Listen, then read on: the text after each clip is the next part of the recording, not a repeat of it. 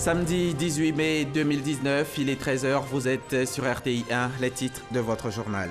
Le président sierra-léonais Julius Maada Bio était en Côte d'Ivoire hier vendredi pour une visite d'amitié et de travail de 24 heures. Il a été reçu par le président Alassane Ouattara au palais de la présidence de la République où ils ont évoqué des sujets de coopération bilatérale mais aussi d'intégration sous-régionale. Le Premier ministre Amadou Gon Coulibaly lui a reçu une délégation d'hommes d'affaires chinois avec qui il a évoqué la construction prochaine de 50 000 logements sociaux. Et l'opération verra l'installation d'une usine de matériaux préfabriqués devant alimenter la sous-région. Le programme va générer la création de 4 000 emplois. Les jours de Theresa May à Downing Street sont comptés. Son sort devrait être définitivement scellé d'ici à 3 semaines. En attendant, la première ministre britannique, usée par son échec à mettre en œuvre le Brexit, mais a connu pour sa résilience légendaire, a encore réussi à gagner un petit sursis. Bonjour et bienvenue. Hier vendredi, le président sierra-léonais Julius Maada Bio était en Côte d'Ivoire dans le cadre d'une visite de travail et d'amitié. Il a été reçu au palais de la présidence de la République par son homologue Alassane Ouattara et leurs échanges ont porté sur les sujets d'intérêt commun, notamment le renforcement de la coopération entre leurs pays respectifs. Jérôme Kofi Abolin. Une visite en 24 heures. C'est le président sierra-léonais Julius Maada Bio qui l'effectue ce vendredi à Abidjan. Visite de travail et d'amitié sur le sol ivoirien, elle est l'occasion pour le chef de l'État de la Sierra Leone et son homologue ivoirien Alassane Ouattara d'avoir des échanges fructueux au palais présidentiel de la République de Côte d'Ivoire. Pour Julius Maada Bio, la brièveté de cette visite n'occulte en rien la solidité des relations entre la Côte d'Ivoire et la Sierra Leone.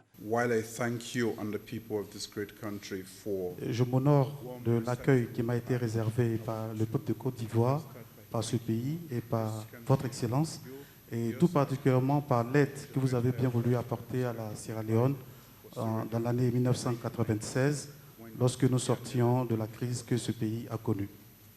Excellence, j'aimerais saluer également la proposition que vous venez de faire de la mise sur pied d'une commission mixte ivoiro-sierra-léonaise qui permettra à nos deux pays de creuser un peu plus tous les éléments, tous les aspects nécessaires au renforcement de nos liens et qui contribueront très certainement au développement de nos deux pays.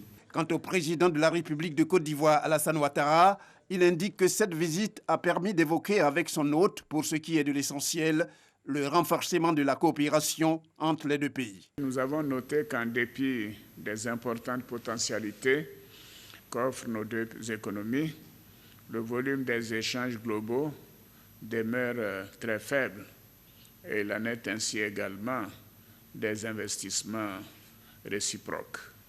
Nous avons donc décidé de dynamiser ces échanges en mettant l'accent sur la coopération dans le secteur de l'agriculture, de l'éducation, de l'énergie, notamment la fourniture d'électricité, du commerce et de l'investissement.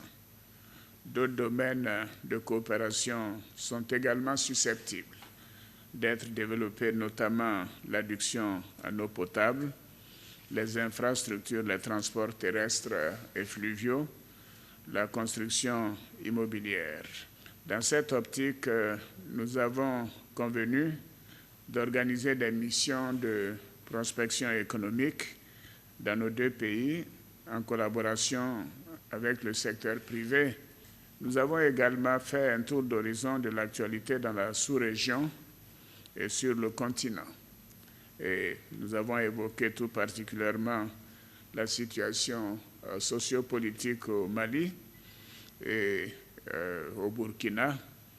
Et puis nous avons insisté sur la nécessité de renforcer la lutte contre le terrorisme dans le cadre de la CEDEAO. C'est la deuxième fois que le président sierra-léonais Julius Maada Bio se rend en Côte d'Ivoire depuis qu'il est porté à la tête de son pays. Pour information, il est élu président de la République de Sierra Leone en mars 2018 avec plus de 51% de voix et succédant ainsi à Ernest Baïkoroma. Et non loin de la présidence de la République, la primature, le locataire des lieux, Amadou Coulibaly, a reçu en audience une délégation d'hommes d'affaires chinois. Au centre des échanges entre le Premier ministre et ses hôtes, un projet d'envergure, la construction prochaine de 50 000 logements sociaux, toujours dans le cadre du programme social du gouvernement. Éric Goré, à Damaconé.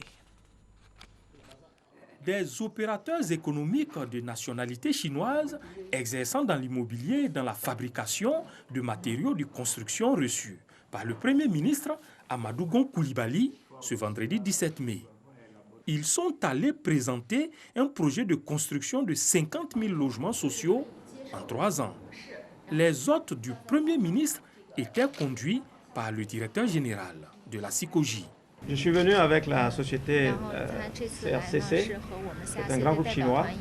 Tout à l'heure, il a dit, ce groupe est le numéro 58 parmi les 500 plus grandes entreprises du monde. Ils sont à la 58e place. En 2018, ils ont fait un chiffre d'affaires de 110 milliards de dollars. Donc c'est un grand opérateur dans le secteur des infrastructures. Donc nous envisageons avec eux un programme de production massive de logements. Et ils vont installer en Côte d'Ivoire une usine de préfabriqués qui va servir de plateforme pour l'ensemble de la sous-région. Pour concrétiser ce grand programme de logement, on compte apporter la technologie vraiment bien avancée en Chine. C'est la technologie industrialisée. L'apport de cette technologie avancée et aussi la mise en place d'un centre de préfabrication en Côte d'Ivoire, tout ça va soutenir à réaliser ce grand programme. Un protocole d'accord sera signé bientôt pour la phase pratique de ce projet. Un projet qui vient appuyer le programme présidentiel des logements sociaux. Outre les logements sociaux, le programme social du gouvernement, c'est aussi des infrastructures sanitaires de qualité pour le bien-être des populations. La Côte d'Ivoire est à pied d'œuvre pour renforcer son dispositif sanitaire. Une signature de convention dans ce sens vient de se faire entre la Côte d'Ivoire et le Maroc. C'était hier, vendredi, dans les locaux de la primature au Plateau. Le témoignage de notre reporter Sidonie Davila. Ça y est, c'est acté. Bientôt, la Côte d'Ivoire s'offrira 2 CHR, un à Adzopé dans la région de la Mé et l'autre à Aboisseau dans la région du Sud Comoé, par la signature du contrat de marché entre l'entreprise marocaine Agentis International et le ministère de la Santé et de l'Hygiène publique. C'est un engagement qui est pris pour développer le système sanitaire. Que dire de la confiance renouvelée en notre entreprise si ce n'est qu'une reconnaissance de notre expertise et notre professionnalisme dans la réalisation des œuvres sociales.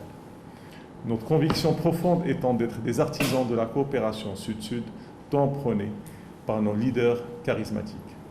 Nous sommes fiers et honorés de la signature de ce protocole d'accord portant sur la construction d'établissements sanitaires qui s'inscrivent en pole position du programme et nous sommes heureux d'être un de ces acteurs privilégiés. La partie ivoirienne se félicite de cette vision commune qui met en avant la santé, la priorité des priorités du programme social du gouvernement afin d'offrir un système de santé de proximité aux populations. Ce programme arrive à point nommé pour renforcer véritablement le dispositif sanitaire national et les plateaux techniques sur l'ensemble du territoire national à l'horizon 2020. Excellence, Monsieur l'ambassadeur du Royaume du Maroc en Côte d'Ivoire, au-delà de la signature de ce projet, j'ai lu dans votre présence l'expression des relations fraternelles entre Sa Majesté le Roi du Maroc et le Président de la République, Son Excellence Alassane Ouattara. Place à présent à la réalisation concrète sur le terrain. La construction de ces 2 centres hospitaliers est très attendue par les populations. La pose des premières pierres devrait avoir lieu dans les semaines à venir. Les inaugurations sont prévues pour 2020. Et en attendant la réalisation de ces CHR, les établissements sanitaires existants, eux, continuent d'être équipés. Le ministre de la Santé et de l'Hygiène publique a remis hier des ambulances médicalisées à une dizaine de structures sanitaires, 11 pour être plus précis. Eugène Akaouele exhorte les bénéficiaires à en prendre soin. Il s'exprime au micro de Didier Nguessan. Le ministre de la Santé et de l'Hygiène publique remet les clés de cette ambulance au directeur du centre hospitalier régional de San Pedro. Au total, 11 établissements sanitaires seront équipés chacun d'une ambulance médicalisée. On trouvait qu'il y a de gros soucis au niveau des moyens de locomotion. Et nous avons émis des requêtes. Et Dieu merci, tout le gouvernement, à sa tête, le président de la République et notre ministre de tutelle, ont fait tous les efforts nécessaires pour que nous soyons les premiers bénéficiaires. Franchement, c'est un sentiment de joie. Ces ambulances modernes viennent renforcer les moyens de locomotion des structures sanitaires, estimées jusqu'ici à 536 ambulances pour 2556 établissements de santé, soit un ratio d'une ambulance pour 4 hôpitaux. Les 11 ambulances qui seront distribuées, qui viennent d'être distribuées ce jour, contribueront assurément à l'optimisation des soins et tout particulièrement à la réduction des décès maternels en améliorant le transfert médicalisé des patients vers les services spécialisés afin de réduire les heures critiques. Le gouvernement ivoirien a toujours fait de l'amélioration des services de l'offre de soins une de ses grandes priorités en vue de positionner la Côte d'Ivoire comme hub sanitaire dans la sous-région. Les établissements bénéficiaires sont entre autres les hôpitaux généraux d'Anyama, Benjerville, Tengrela, Didievi, Bouna et Beomi et le centre hospitalier régional de Sassandra. C'est le retour au calme à Beoumi. Après les tensions, la ville est de nouveau paisible. L'altercation mercredi dernier entre transporteurs qui y a fait un mort et des blessés est bien un souvenir, un mauvais souvenir. Sidi Tiemoko, qui a fait le déplacement de Beoumi au nom du gouvernement, a sensibilisé les populations à l'amour du prochain pour une cohésion sociale des plus harmonieuses. Kwadio Kwame, RTI Boaké. Le ministre de la Communication et des médias porte-parole du gouvernement séjourne dans la localité dont il est le député. Sidi Tiemoko Touré s'est rendu à l'hôpital général de Beoumi au chevet des blessés, dont les cas les plus graves sont sur le point d'être évacués au CHU de Boaké. Le ministre a aussi visité le marché, les COMEX et des domiciles pour se rendre compte de l'ampleur des dégâts du mercredi dernier. Avant d'inviter la population de la cité à cimenter les bases de la paix et de la cohésion sociale. Nous sommes une communauté où le vivre ensemble est une réalité. Donc nous devons revenir à ces valeurs d'antan pour que ce genre de situation ne se répète plus jamais à Beoumi. Et donc nous constatons avec vous qu'il y a eu quelques dégâts matériels, il y a eu quelques blessés. Ceci est très malheureux. Ce sont des constats de la crise. Nous allons très vite les adresser grâce à la solidarité gouvernementale pour que chacun puisse être accompagné.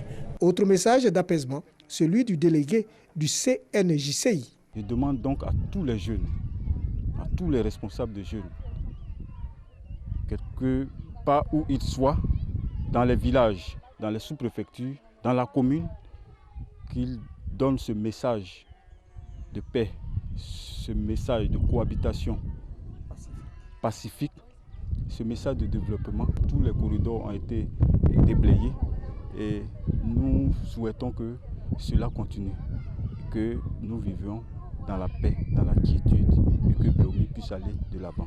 Les forces de défense et de sécurité ont également reçu la visite du ministre Sidi Tiemoko Touré pour un encouragement dans le cadre du maintien de l'ordre. Après les affrontements entre chauffeurs de moto-taxi et de taxi-brousse, le calme revient progressivement à Beoumi, un calme que toutes les forces vives doivent consolider.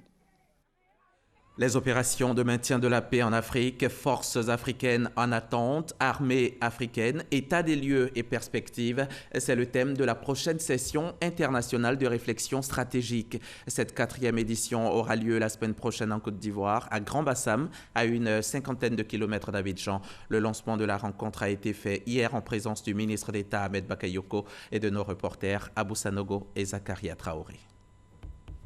La 4e édition de la session internationale de réflexion organisée par le ministre d'État, ministre de la Défense, est l'activité majeure de l'Institut d'études stratégiques et de défense. Elle se tiendra dans la ville de Grand-Bassam sur le thème « Les opérations de maintien de la paix en Afrique, forces africaines en attente, armée africaine, état des lieux et perspectives ».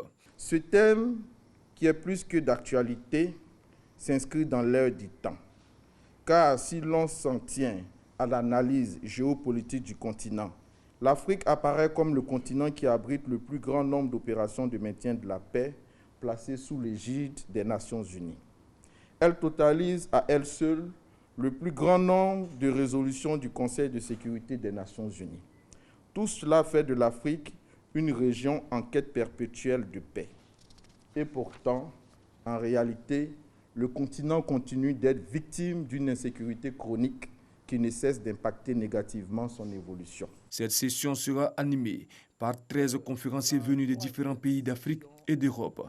Elle verra aussi la participation de 76 auditeurs, dont 30 nationaux et 46 internationaux, originaires de 20 pays d'Afrique et 6 communautés économiques régionales.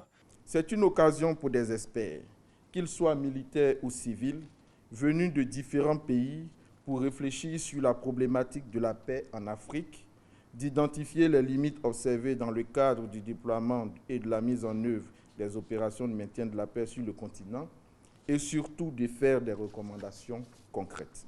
L'Institut d'études stratégiques et de défense est né en 2013. Il a pour mission de promouvoir l'esprit de défense nationale et les liens armées-nation, de vulgariser la réforme du secteur de la sécurité et d'analyser les questions sécuritaires dans une vision globale. Les travaux s'ouvrent ce lundi à Grand Bassam en présence du ministre d'État, ministre de la Défense, Ahmed Bakayoko. Le jeûne du Ramadan, mois sacré du calendrier musulman, a démarré lundi 6 mai dernier et s'étalera sur un mois lunaire complet, soit 29 ou 30 jours. Ramadan rime avec prière, bénédiction, amour du prochain, partage. Et le maire d'Abobo a décidé d'aider les plus démunis de sa commune à passer un agréable moment de jeûne. On retrouve Abou Sanogo. Le conseil municipal d'Abobo ne reste pas en marge de la mouvance du partage en ce mois de Ramadan. Dans un souci de contribution au bon déroulement du jeûne de la communauté musulmane de cette commune, le maire Ahmed Bakayoko fait un don de vivres composé de 12 tonnes de riz et de 45 tonnes de sucre. Les collaborateurs, les hommes politiques et les responsables de différentes structures socioprofessionnelles ainsi que les personnes vulnérables sont les bénéficiaires de ce don. Le mois de Ramadan représente un mois de piété, un mois de don, de charité et surtout de prière. On prie aussi pour la Côte d'Ivoire et que vraiment tout se passe bien et que tous nos hauts cadres se donnent la main. Nous sommes très satisfaits de ces gestes et la mairie a pris l'initiative à travers son maire de pouvoir quand même aider cette population. Nous lui disons merci et que le Seigneur lui rend en centime. Sensible aux bénédictions faites à son égard, le maire Ahmed Bakayoko est revenu sur l'importance de la solidarité pendant le mois saint du Ramadan, 9e mois du calendrier hégirien. C'est pendant ce mois que le Saint-Coran a été révélé au prophète Mohammed sallallahu alayhi wa sallam. Ça veut dire que ce mois est un mois sacré, est un mois important. À Bobo, nous devons être la première commune en matière de solidarité. C'est-à-dire que chacun doit aider son voisin. Pour ce mois de Ramadan, le maire Ahmed Bakayoko compte poursuivre ses dons de vivres aux populations pour une valeur globale de 40 millions de francs CFA. Une action qui s'inscrit également dans l'appui au programme social du gouvernement. Vous avez certainement reconnu la voix de Ouattara Amadou Walter. La communauté musulmane de la RTI réunie au sein de la Commuarti a participé hier soir à une rupture de jeûne collective ici à la Maison de la Télévision. Quelle relation avec les voisins musulmans et non musulmans pendant le mois de Ramadan? Voilà le thème de cette rencontre qui est la première du genre. De nombreuses personnalités ont tenu à y prendre part, notamment le ministre de la Communication et des Médias, Sidi Tiemoko Touré. Reportage Ahmed Traoré dans un récit d'Abou Sanogo.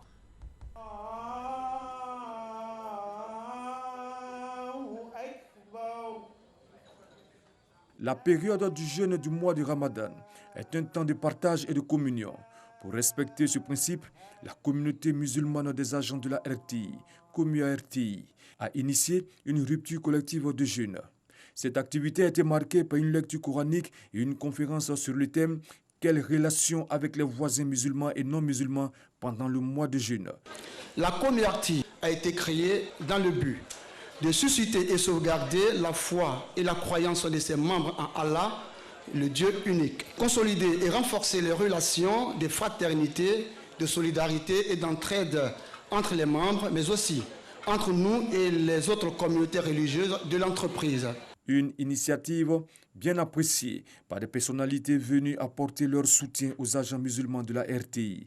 Je suis particulièrement heureux de cette initiative de la communauté musulmane de la RTI, qui fait suite à l'initiative de la communauté chrétienne de cette même maison. Ce qui témoigne de la volonté des responsables des communautés religieuses, qui sont des communautés de régulation et de convivialité, en plus de leur dimension spirituelle et religieuse, de faire en sorte que cette maison soit une maison où il y a des agents qui partagent des valeurs communes. Par ces temps qui courent où la sainteté est un peu galvaudée, il est important que des gens ordinaires, des gens se retrouvent et vivent la religion de façon solidaire et d'une façon qui ne dérange pas les voisins. Sidi Tiemoko Touré, ministre de la Communication et des Médias, a pour sa part encouragé l'initiative des agents de la RTI qui favorise la cohésion entre différentes religions. Le voisin, même si c'est principalement celui qui habite à côté de nous, c'est encore plus celui qui est différent de nous.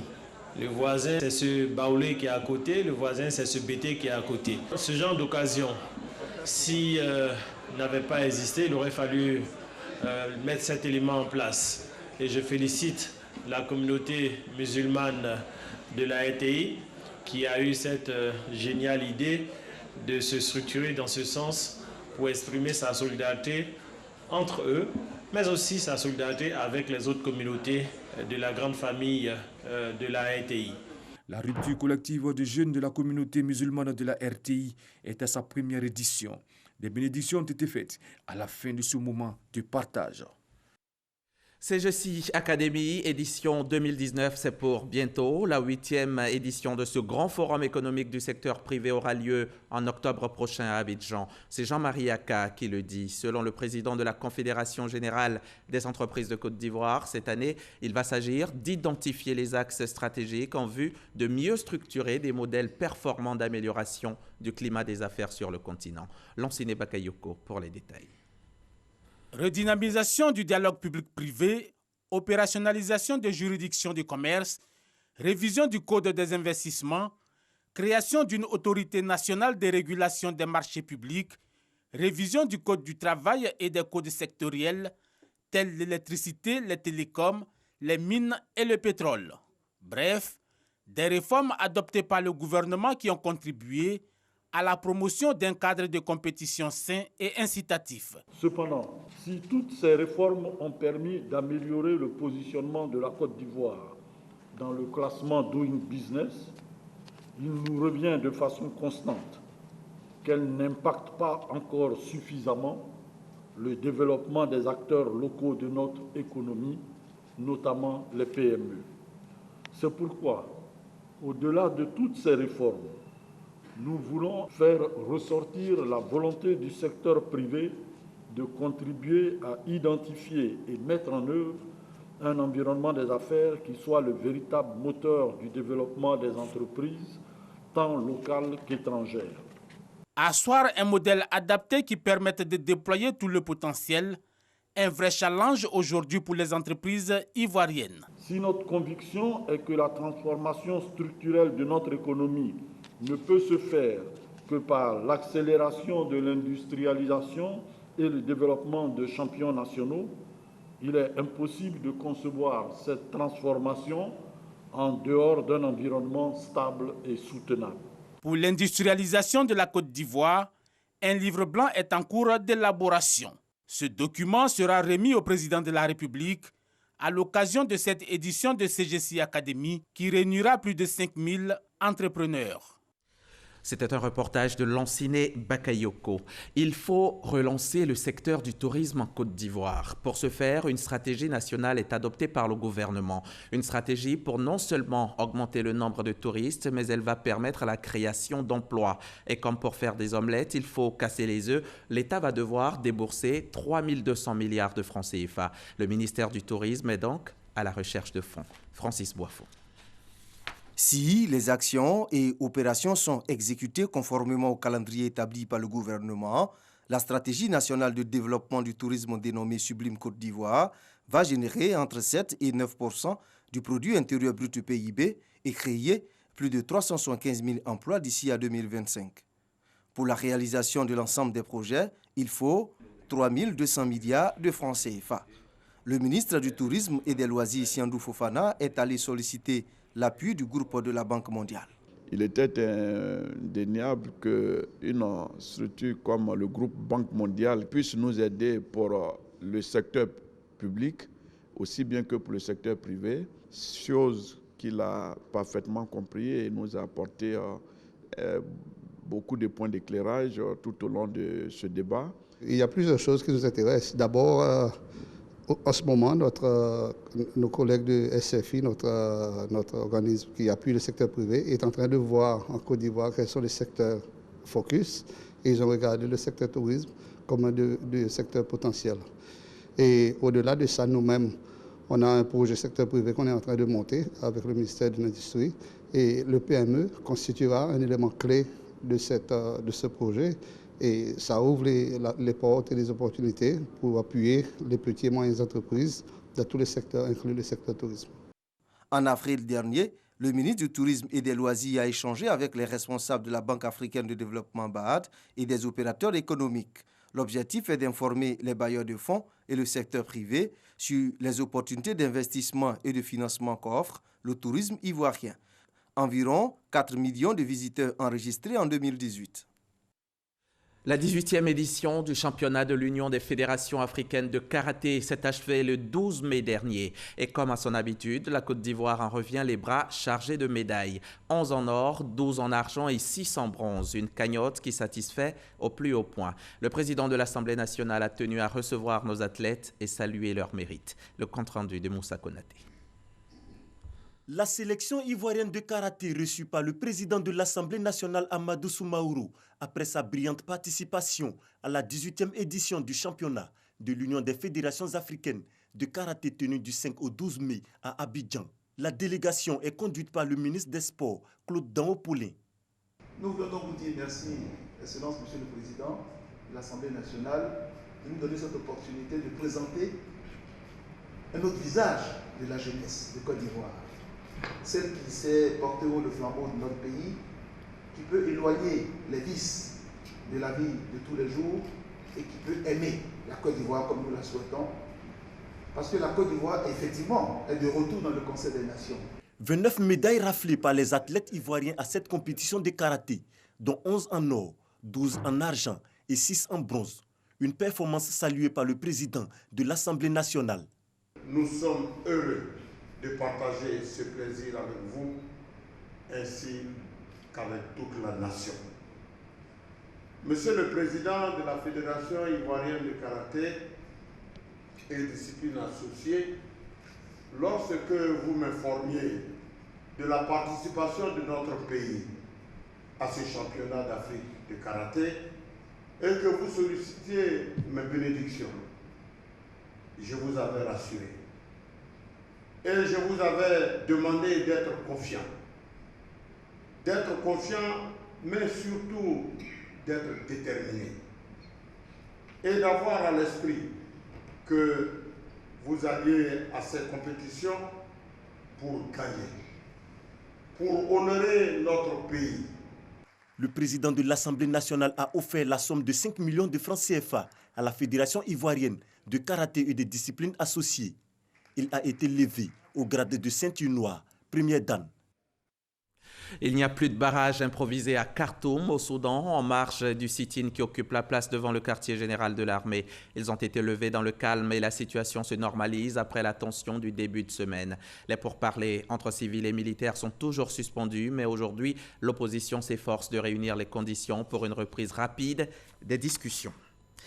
Pour la 4e fois, la première ministre britannique sollicitera les députés début juin un vote favorable à l'accord sur le Brexit qu'elle a signé en novembre 2018 avec les 27 pays de l'Union européenne. Puis, quelle que soit l'issue du scrutin, elle fera connaître un calendrier pour l'élection d'un nouveau leader du Parti conservateur, autrement dit, un nouveau Premier ministre. Au Royaume-Uni, le chef du parti qui commande une majorité aux communes devient un chef du gouvernement. L'arrangement qui conduit Theresa May à se sacrifier sur l'autel du Brexit a été conclu jeudi dernier au cours d'une rencontre entre l'intéressé et les ténors de son parti.